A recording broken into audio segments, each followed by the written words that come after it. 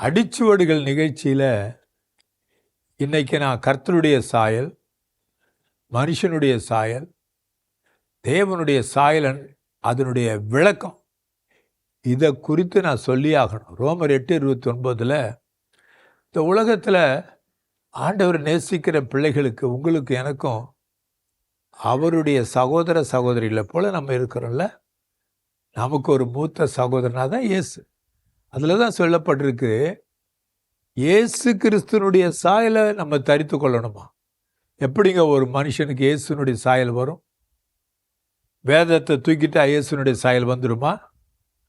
அல்லது நான் பிரசங்கம் பண்ணுறேன் அதனால் எனக்கு இயேசுவின் சாயல் வந்துடுமா? அபிஷேகத்தில் நிரப்பப்பட்டு ஆவியில் நிரப்பப்பட்ட மக்களுக்கு அந்த தேவ சாயல் எப்படி வருதுன்னு உங்களுக்கு தெரியுமா?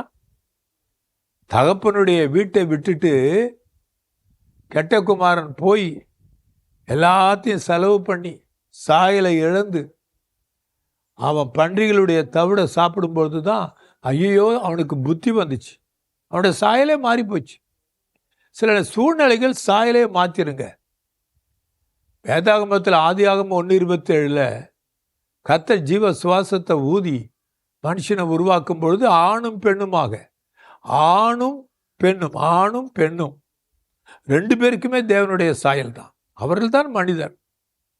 ஆனால் பிசாசுக்கு கீழ்ப்படிய ஏவாள் தன்னுடைய இருதயத்தை செவிசாய்த்த பொழுது கான்வர்சேஷன் வித் டெவில் சாயலை மாத்திருச்சு.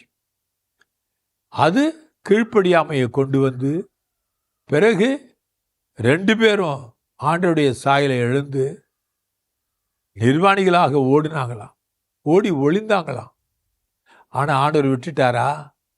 இல்லை, ஆண்டவர் விடவே இல்லை. என்ன பண்ணாரு? அதான் நீ எங்கே இருக்கிறா வா கூப்பிட்டு 2 பேருக்கும் அவரே டிசைன் பண்ணின கோட் கொடுத்தார்.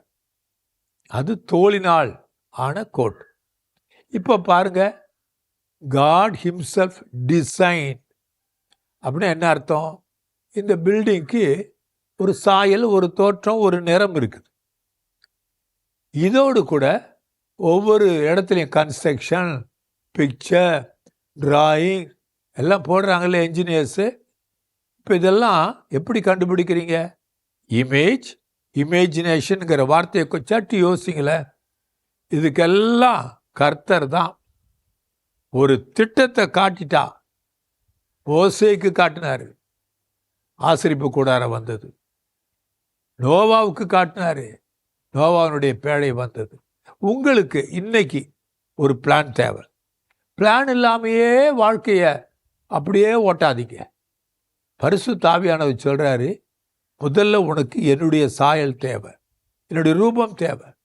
பாவத்தை விட்டு வெளியே வந்து பரிசுத்த தேட தேட தேட, பரிசுத்த வார்த்தைகளை படிக்க படிக்க படிக்க கர்த்தருடைய சாயல் ஒரு மனிதனுக்கு உருவாயிரும்.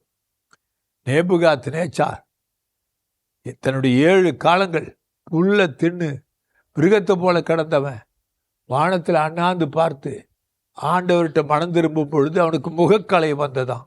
இன்னைக்கு நான் ஜெபிக்க போகிறேன், நல்ல முகக்கலை உங்களுக்கு வரும், நல்ல ஆசீர்வாதம் வரும், உங்களுடைய இமேஜ் மாறும், இமேஜினேஷனும் மாறும், உங்கள் சாயல் மாறும்.